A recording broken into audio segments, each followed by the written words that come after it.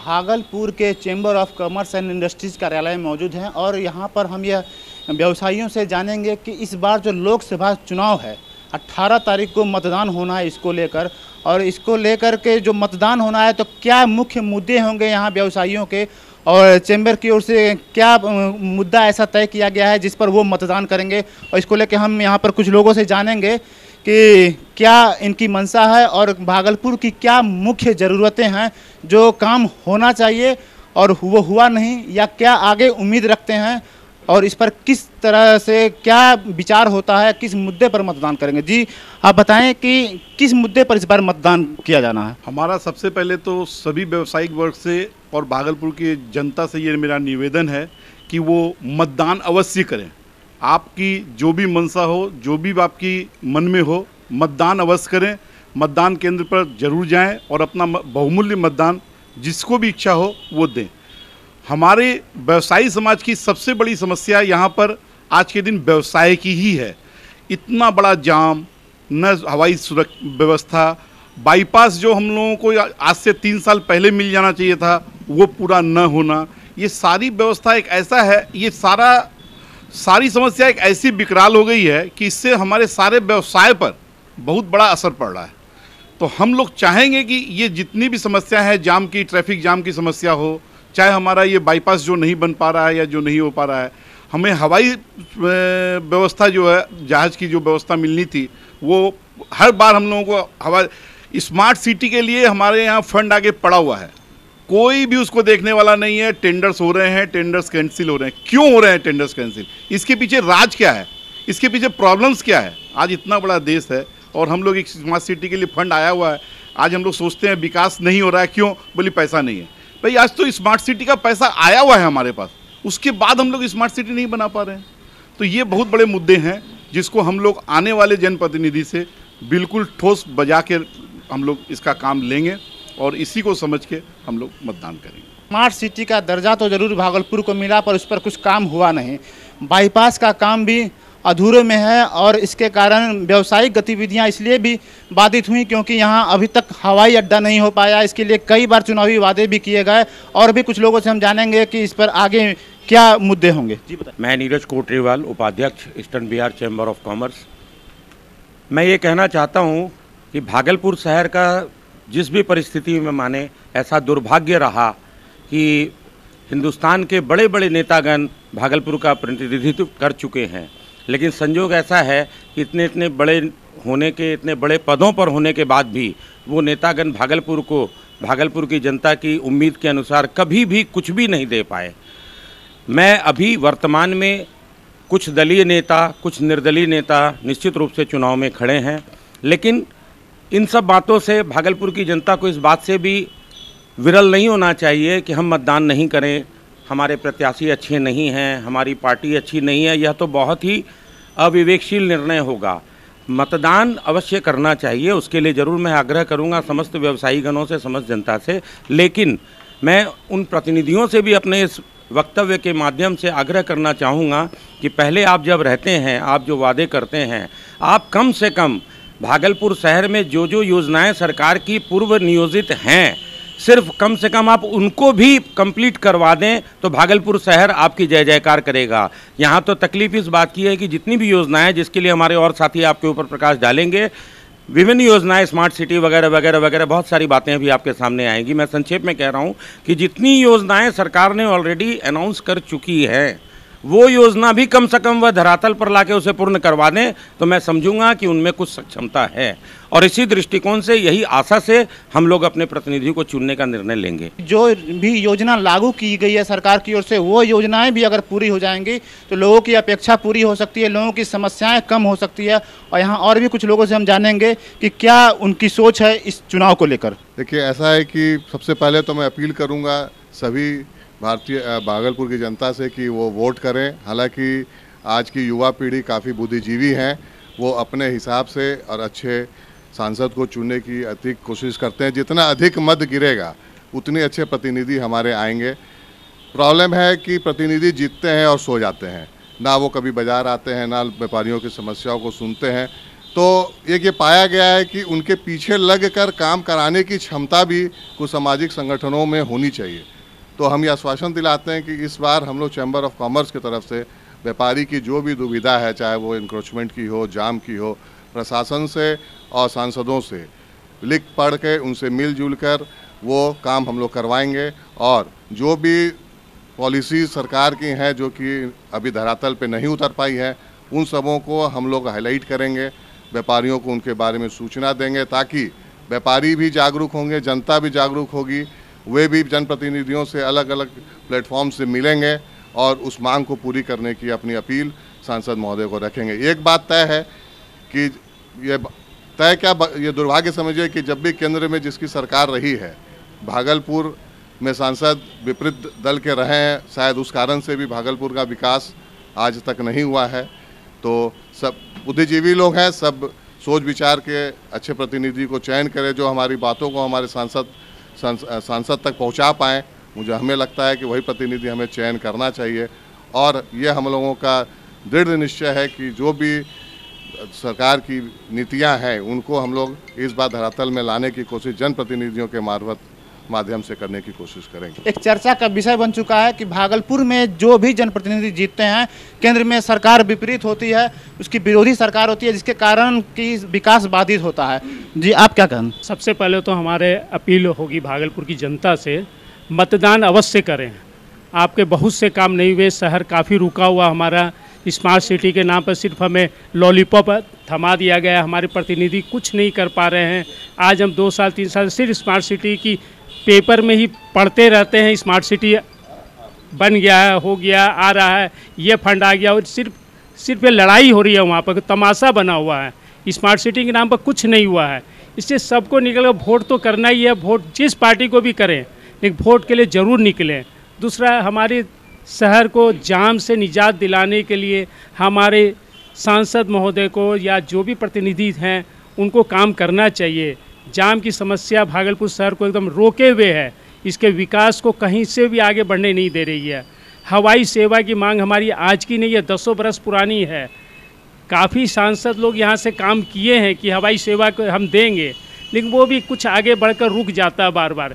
से हवाई सेवा, जाम की समस्या, इस सब का निराकरण हमारे सांसद करें, इस पर काम हो तो ज़्यादा अच्छा है। और वोट देने जरूर चाहें, चाहे जो भी परेशानी हो, वोट से ही हमारे आगे जो सांसद हम चुनेंगे शायद अच्छा काम कर सकते हैं। स्मार्ट सिटी को लेकर हमेशा यहाँ चर्चा होती रही कि घोषणा होने से तो 3 साल पूरे हो गए, लेकिन आज तक कुछ दिख नहीं पाया। और ये चर्चा जनता के बीच भी है कि आखिर इस स्मार्ट सिटी की घोषणा का क्या लाभ है। जी बताइए कि क्या इस बार के चुनाव में मुख्य मुद्दा हो सकता है स्मार्ट सिटी? मैं अशोक कुमार बंसल, मैं तो अभी जो प्रतिनिधि हैं उनसे यही अनुरोध करूंगा कि हमारी शहर की जो यातायात व्यवस्था है, चाहे रेलवे की हो चाहे सड़क की हो, वो चुस्त दुरुस्त रहने चाहिए, ताकि कहीं भी एक जगह से दूसरे जगह जाना है तो फास्ट स्पीड में चला जाए। सबसे बड़ा मुद्दा वही है, वो ज़्यादा ज़रूरी है।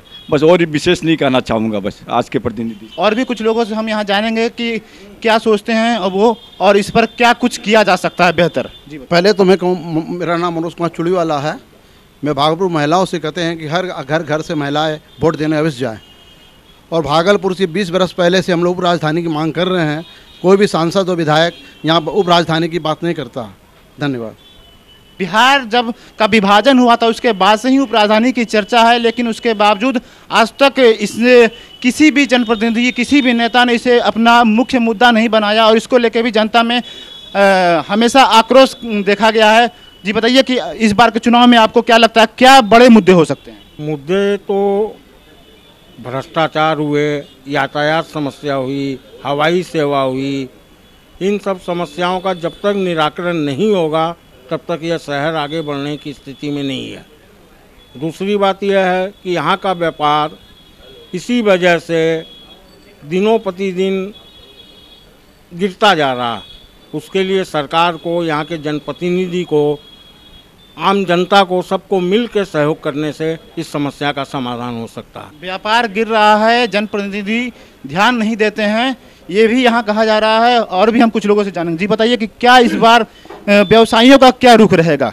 व्यवसायियों का रुख तो रहेगा, जो अच्छा प्रतिनिधि है उसको वोट करेंगे और उससे अपेक्षा करेंगे कि यहाँ जो क्राइम जो बढ़ रही है दिन पर दिन, दिन में डकैतियाँ हो रही हैं, प्रशासन को ध्यान नहीं दे रहा है, उस पर थोड़ा ध्यान दिया जाए।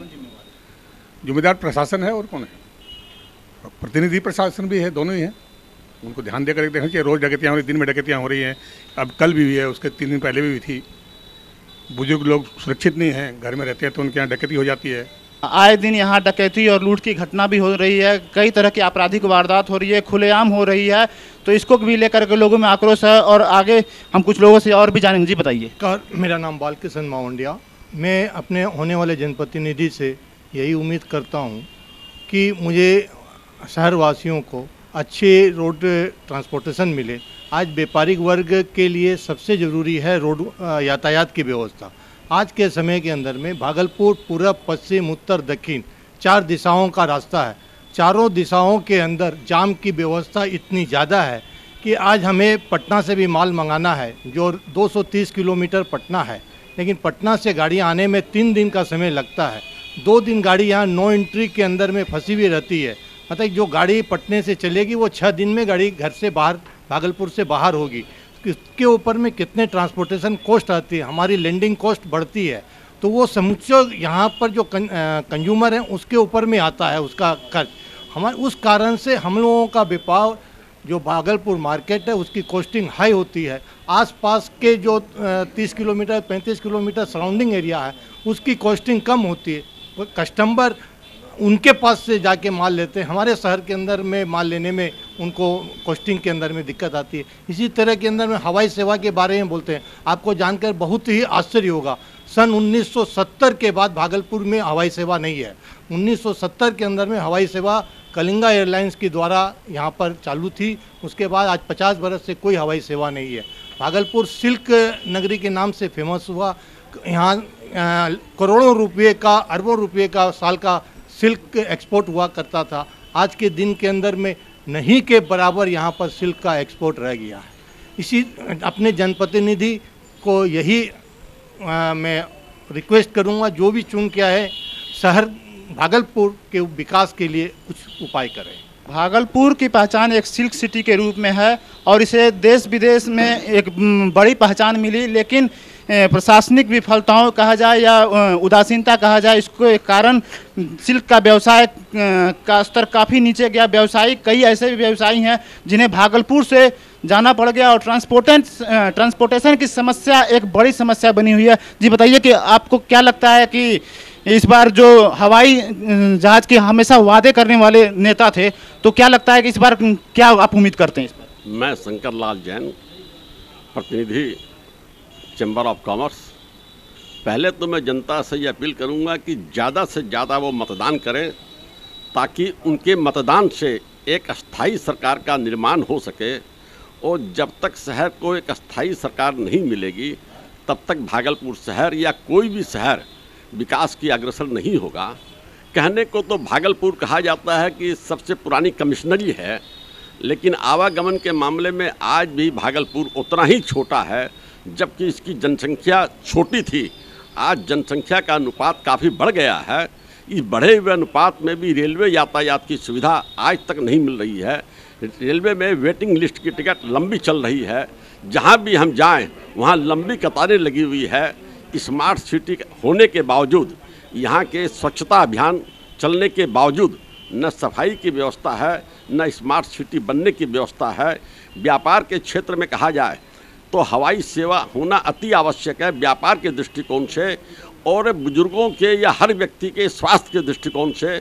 हमारे मल्टी हॉस्पिटल के डॉक्टर्स यहाँ अवेलेबल नहीं हो पाते हैं, चूँकि हवाई सेवा नहीं है। इन वजह से इस शहर को बड़ी परेशानियों से गुजरना पड़ रहा है, जबकि इसके अगल बगल के क्षेत्रों में हवाई सेवा शुरू हो गई है और भागलपुर हवाई सेवा से वंचित है, स्मार्ट सिटी से वंचित है। जबकि स्मार्ट सिटी में इंदौर वगैरह बहुत आगे बढ़ गया है और आज हम लोग बहुत पीछे हैं। इन सब चीज़ों पर गौर करना चाहिए हमारे प्रतिनिधि को। लेकिन प्रतिनिधि का क्या होता है, वो चुनाव के समय तो हमें दिखाई देते हैं, बाद में वो इस तरह गायब हो जाते हैं जैसे हवा हवाई हो गई। तो हवाई हो जाते हैं हमारे प्रतिनिधि, वो हमारी आवाज़ को संसद तक नहीं पहुंचा पाते हैं, जिससे कि हमारे शहर का विकास हो सके, हमारी योजनाएं सफल हो सके और हम आगे बढ़ सके, व्यापार की ओर हमारा अग्रसर हो सके। इन सारी बातों पर हमारे प्रतिनिधि को ध्यान देते हुए हमें प्रतिनिधि का चयन करना चाहिए, जो कि हमारी आवाज़ संसद में उठा सके, गुंजायमान कर सके। ऐसे प्रतिनिधि का हमें चयन करना चाहिए। चुनाव में जीतने के बाद जनप्रतिनिधि के वादे भी उनकी तरह ही हवाई हो जाते हैं, ये इनका कहना है और इस पर ध्यान देने की ज़रूरत है। और भी कुछ लोगों से हम जानेंगे यहाँ पर कि उनका क्या रुख होगा इस बार के चुनाव में। जी बताइए। भागलपुर का ये जो परिक्षेत्र आप देख रहे हैं भौगोलिक रूप से, यह आज से नहीं, सृष्टि के निर्माण से इस धरती का उपयोग किया गया है। शुरू में जब भगवान और देवताओं ने सृष्टि में, तो समुद्र मंथन में विष्णु भगवान को यहाँ लक्ष्मी मिली, इस इंद्र को यहाँ पर इंद्रासन वगैरह कई मिला। उस मुगल कालीन समय में भी और अंग्रेज़ों के समय में भागलपुर का उपयोग किया गया था और भागलपुर एक व्यापारिक दृष्टि से बहुत बड़ा क्षेत्र था। फिर जब ये कमिश्नरी बना था 1773 में, अब पहले यहाँ डीएम हुए थे क्लिंगलैंड, तो उनके द्वारा भी भागलपुर क्षेत्र में बहुत सारी चीज़ों का उपयोग किया गया था। राजा जानवीन कर्ण का हम लोग का ये भागलपुर धरती रही है और हम लोग लगातार दान करते रहे। हम लोग ने हवाई जहाज देवघर को दान कर दिया, फ्लाईओवर दान कर दिया। तो मेरा निवेदन है कि अभी जो प्रतिनिधि जाएंगे तो दानवीन जगह पर भी कुछ हम लोग को दान मिले, कुछ मिले, आए और मतदान करें, यही मैं चाहता हूँ। दानवीन कर्ण की भूमि को इस बार चुनाव के बाद जनप्रतिनिधि भी कुछ बड़ा दान दे, कुछ विकास के रूप में दान दें, और इसको लेकर के भी यहाँ बात लगातार कही जा रही है और कई बार विकास को लेकर हमेशा चर्चा होती रही है। लेकिन कुछ और लोगों से भी हम जानेंगे। जी बताइए कि क्या मुद्दे होंगे इस बार। मैं मनीष गुचासिया, कोषाध्यक्ष eastern Bihar chamber of commerce and industries. देखिए, अभी क्या है कि शहर का विकास तो बिल्कुल रुका हुआ है, इसमें कोई डाउट नहीं है। सभी लोग इस बात से सहमत हैं कि शहर के जो जनप्रतिनिधि हैं वो किसी भी कार्य में ध्यान नहीं दे रहे हैं। इवन स्मार्ट सिटी में भी जो कार्य होने चाहिए वो बिल्कुल नहीं हो रहे हैं। और किसी भी शहर की नींव जो है वो उद्योग भी होती है। उद्योग का यहाँ बिल्कुल संभावना बहुत सारी है, लेकिन उद्योग के संबंध में कोई भी जनप्रतिनिधि किसी सब्जेक्ट पे बात ही नहीं करते हैं, क्योंकि छोटी छोटी समस्याएं ख़त्म नहीं होती हैं तो बड़ी किसी भी इंडस्ट्री या किसी भी उद्योग के बारे में हम क्या बात कर पाएंगे। और प्रशासनिक भी जो है वो प्रशासनिक जो सुधार होना चाहिए प्रशासन की ओर से, डीएम साहब की ओर से भी शहर की ओर ध्यान देना चाहिए। जाम की समस्या का निदान होना चाहिए। एक्चुअल में प्रशासन अपना कार्य नहीं कर रहा है और जनप्रतिनिधि अपना कार्य नहीं कर रहे हैं। उसकी वजह से शहर की ये दुर्दशा होकर रखी है, जिसका सुधार तभी संभव है जब एक अच्छे जनप्रतिनिधि चुन के आएँ और वो इस विकास को ऊपर तक लेके जाएं और विकास के संबंध में बात करें। और दूसरा क्या है कि मैं जनता से अपील ये करूंगा कि वोट अवश्य दें। वोट ही हमारी ताकत है और हम उसी ताकत का इस्तेमाल करके ही हम अपनी बातों को ऊपर तक पहुंचा सकते हैं। विकास का कार्य नहीं हो रहा है, जनप्रतिनिधि अपने जिम्मेदारी को लेकर के पूरी तरह से ईमानदार नहीं दिख रहे हैं। तो हम यहाँ जानेंगे कि आखिर इसके जो विकास कार्य नहीं हो रहा है इसके लिए आखिर जिम्मेवार कौन है। जी बताइए कि कौन जिम्मेवार, किसे मानते हैं? इसके लिए जिम्मेवार यहाँ के प्रशासन और जो यहाँ के प्रतिनिधि जो चुन के आते हैं अपने सांसद और विधायक, उनको जिम्मेदारी उठानी चाहिए पूरी। और जनता यहाँ पर जागरूक है, बहुत सी संस्था है भागलपुर में जो हर समय जागरूक रहती है, लेकिन जब तक सपोर्ट नहीं मिलेगा सामने वाले से तब तक कुछ भी नहीं कर पाते हम लोग भी। और मेरी अपील भी रहेगा लोगों से कि इस बार अधिक से अधिक संख्या में जाकर वोट दें, ताकि एक अच्छे आदमी को यहाँ पे चयन भी कर सके अपने। और थोड़े से असमंजस में भी फंसे हुए लोग कि इस बार जो पार्टी जो नॉर्मल यहाँ पे हमेशा रही है वो नहीं है, तो इस बार लोग थोड़ा सा उस पर भी हैं कि क्या करना चाहिए, कैसे करना चाहिए। लोग अभी उस पर भी असमंजस में फंसे हुए हैं। तो मेरा यही रहेगा कि जिनको है वो केंद्र को देख के काम करें। ये कहा जा रहा है कि भागलपुर हमेशा से स्पष्ट तौर पे कहा जाए कि बीजेपी की सीट रही है और इस बार बीजेपी की जगह एनडीए की ओर से जदयू को ये सीट दिया गया है और जदयू की ओर से यहाँ अजय मंडल को प्रत्याशी बनाया गया, जबकि महागठबंधन की ओर से राजद के जो सांसद हैं बुलो मंडल वो यहाँ के प्रत्याशी हैं। तो आखिर क्या कौन जिम्मेवार है? और हमारे जो सांसद हैं अगर कुछ विकास कार्य नहीं हुआ ये सभी का मानना है, तो आखिर इसके लिए वो कितने जिम्मेवार हैं और आगे उनसे क्या अपेक्षाएं होगी? जी बताइए, आगे उनसे क्या अपेक्षा होगी? आगे तो देखिए बात ऐसी है कि जो अभी सिटिंग एमपी यहाँ के रहे हैं, संयोगवश वो भी पुनः मैदान में हैं। और जैसा अभी हमारे मित्र ने बताया कि एनडीए के प्रत्याशी भी यहाँ हैं अजय मंडल जी, मत तो मतदाताओं को देना है, उनके अंदर के दिल की बात तो कोई जान नहीं सकता। लेकिन जो भी आए वो निश्चित रूप से अभी के परिवेश में, अभी के परिदृश्य में ज़रूर उम्मीदवारों को भी अपने अंदर हृदय से ज़रूर लग रहा होगा कि इस बार अगर हम कुछ नहीं करेंगे तो उनकी स्थिति शायद अच्छी नहीं रह पाएगी। तो मैं उम्मीद करता हूं कि जो भी प्रत्याशी जीत के आएंगे वो निश्चित रूप से इस बार कुछ न कुछ शहर को देने का प्रयास करेंगे, क्योंकि लोगों में जागरूकता हर दिन हर पल बढ़ रही है और प्रेस मीडिया आप लोगों के माध्यम से इसको और ज़्यादा जागरूक किया जा रहा है। जैसे अभी आप लोग हम लोगों का इंटरव्यू ले रहे हैं, निश्चित रूप से प्रकाशन होगा, 100-200, 1000, 2000, 5000 लोग सुनेंगे, उनमें एक जागरूकता आती है और वही एक माध्यम है आप लोगों का। तो आप लोगों के माध्यम से भी यह बात जन जन तक जा रही है, जिसमें हम लोग प्रतिनिधि बन के आप लोगों के द्वारा पहुंचा रहे हैं। तो निश्चित रूप से आने वाले प्रतिनिधि अपने आप को कुछ कार्य करने की दिशा की ओर अग्रसरित करेंगे। नहीं करेंगे तो अगला टर्म फिर शायद वो ये नहीं देख पाएंगे भागलपुर में। ये बार फिर जनता सोचेगी किसे मत देना है, और इस बार अगर कुछ काम नहीं इनका कहना है तो आगे जनता इसके लिए कुछ और सोचने के लिए मजबूर होगी। तो और हम जानेंगे यहाँ की, जैसे यहाँ पर ये कहा जा रहा है कि दोनों जनप्रतिनिधि के बारे में ये हम आम चर्चा है कि इन्होंने अपने क्षेत्र में काम नहीं किया। वो हालांकि ये जनता फैसला करेगी चुनाव में कि किसे मत देना है और किसे नहीं देना है। तो अब जो है इस महागठबंधन और एनडीए में जो घमासान चल रहा है, तो इसके बीच अगर किसी भी जनप्रतिनिधि से अगर कोई असंतुष्ट है तो कोई निर्दलीय प्रत्याशी भी कई खड़े हैं, तो क्यों उनकी तरफ कोई क्यों नहीं देख सकता? देखिए, आज के समय में एनडीए निर्दलीय प्रत्याशी का सांसद में कोई बहुत बड़ा उपयोग नहीं लग रहा है। देश की जो लहर है उसमें मोदी सरकार सुनिश्चित रूप से आ रही है, ऐसा प्रतीत हो रहा है।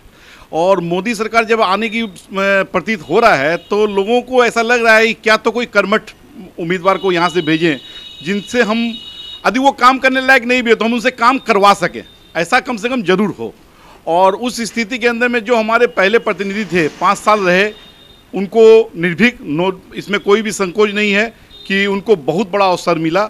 लेकिन भागलपुर व्यवसायी के लिए वो कुछ भी नहीं किए, ये बात सामने है और सभी खुले मन से बोल रहे हैं उनको। लेकिन अब ये इलेक्शन के समय में आभास जरूर हो रहा है कि हमको कुछ करना चाहिए था, मेरे को लेट हो गई, आगे हम लोग इसको करेंगे, कराएंगे।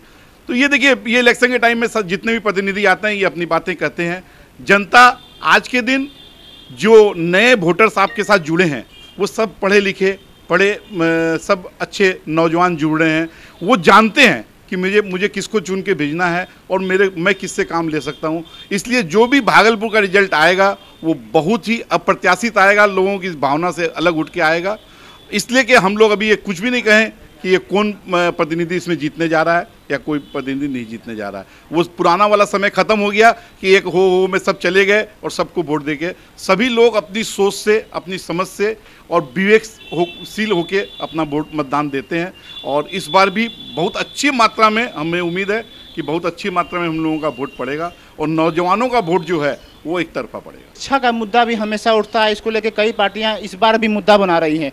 तो जब शिक्षा की बात होती है तो कई लोगों का यह भी कहना है कि जनप्रतिनिधि के लिए कोई शिक्षा का क्राइटेरिया क्यों नहीं तय है। और हमारे यहाँ जो मौजूदा सांसद हैं या जो भी प्रत्याशी हैं उसमें अगर मुख्य पार्टियों को देखा जाए तो उसके अलावा कई ऐसे निर्दलीय से हैं जिसमें पूर्व IAS हैं, इंजीनियर हैं, डॉक्टर या उच्च शिक्षा ग्रहण कर चुके हैं वो, तो उनको क्यों नज़रअंदाज किया जाता है ये पार्टी के नाम पर? जैसे कि हमारे मित्र ने कहा कि निर्दलीय उम्मीदवार की पहुँच या सांसद में बहुत ज़्यादा वो अपनी बातों को विशेष रूप से नहीं रख पाते हैं, चूँकि अभी एग्जिस्टिंग शहर में, देश में 2 ही पार्टी रूल कर रही है, भाजपा एंड एनडीए की सरकार और कांग्रेस की सरकार। तो उसी दोनों प्रतिनिधि में कोई एक व्यक्ति अगर वहाँ जाएंगे तो हमारी बात को वहाँ रख सकेंगे। यही एक वजह है, चूँकि आपका कहना बिल्कुल सही है कि जो इंजीनियर सत्येंद्र कुमार या और जो 2-3 निर्दलीय उम्मीदवार हैं वो शायद इन लोगों से काफ़ी अच्छे हैं, उनकी एजुकेशनल क्वालिफिकेशंस अच्छी हैं, वो अच्छा लिख सकते हैं, अच्छी बोल सकते हैं, अपनी बातों को अच्छी तरीके से सांसद में रख सकते हैं। ये बात बिल्कुल सही है कि प्रतिनिधि को पढ़ा लिखा होना चाहिए, लेकिन उनको जज करने का एकमात्र क्राइटेरिया भी वो नहीं हो सकता है, क्योंकि आज के एरा में जो आदमी जितना बोल्ड है और जितनी सशक्ति से अपनी बातों को रख सकता है, हमें उन्हें ही अपना सांसद चुनना चाहिए और जो अपनी बातों को सुदृढ़ तरीके से रख सके वही मुझे लगता है कि उचित सांसद होना चाहिए। पिछले टाइम भी रखा गया था। देखिए, ये तो जग जाहिर है, नेता आते हैं, भाषण देते हैं, अपनी मन लुभावन स्कीम्स बताते हैं और वादे करते हैं, चले जाते हैं। ये हम जनताओं पर डिपेंड करता है कि हम उनसे कितना काम करवा सकते हैं। कुछ हमारी भी कुछ हमारी भी कमजोरी रहती है कि हम लोग सांसद से काम उस प्रकार का नहीं करवा सकते हैं जो हम लोग चाहते या समाज चाहता तो दबाव डलवा के करवा सकता है। तो वादे तो करते ही रहेंगे और वादे तोड़ने के लिए ही किए जाते हैं। वादे तोड़ने के लिए किए जाते हैं, ये लोगों में आम धारणा भी बन चुकी है और ये विकास नहीं हुआ, ये भी सबका मानना है। तो आखिर इस विकास नहीं होने के पीछे कौन जिम्मेवार है? विकास नहीं होने के कारण सांसद ही हैं हमारे, क्योंकि वो वादे तो कर जाते हैं लेकिन वादे कभी निभाते नहीं हैं। जैसा भैया ने कहा, वादे करते हैं सब तोड़ने के लिए, ऐसा ही कुछ हमारे सांसद कह रहे हैं। लेकिन हमारे जो वर्तमान सांसद है, 4 साल तो वो दियारा में घूमे और 1 साल हमारे शहर में घूमे। जब चुनाव का समय आया तो शहर में वो क्या विकास करेंगे? उनको पता ही नहीं है शहर में डेवलपमेंट किधर करना है। उनका अपना कोई विजन ही नहीं है। जब तक वो विजन लाएंगे नहीं तब तक कुछ कर नहीं सकते हैं विकास। तो पिछले टाइम भी जैसे उनको मौका दिया गया था, पिछले टाइम मौका हम लोग तो देखे ही नहीं उनको 4 साल। जब इलेक्शन का समय आया तब उनको हम 6 महीने से देख रहे हैं कि शहर में वो घूम रहे हैं। हमारे हवाई जहाज उड़ाने वाले भी नेता थे। हवाई जहाज तो 15 साल से उड़ रहा है सर। हम लोग उड़ रहे हैं हवाई जहाज में, कहीं पटना जाए कभी कलकत्ता जाके पकड़ते हैं सर। कई मुद्दे हैं, कई विकास से संबंधित कई बात की लगातार इसमें चर्चा भी हो रही है और ये सभी का मानना है कि विकास नहीं हुआ और ये सभी का यह भी कहना है कि मतदान करें लोग। लेकिन आखिर लोग किस मुद्दे पर मतदान करें, ये अब तक स्पष्ट नहीं हो पाया है।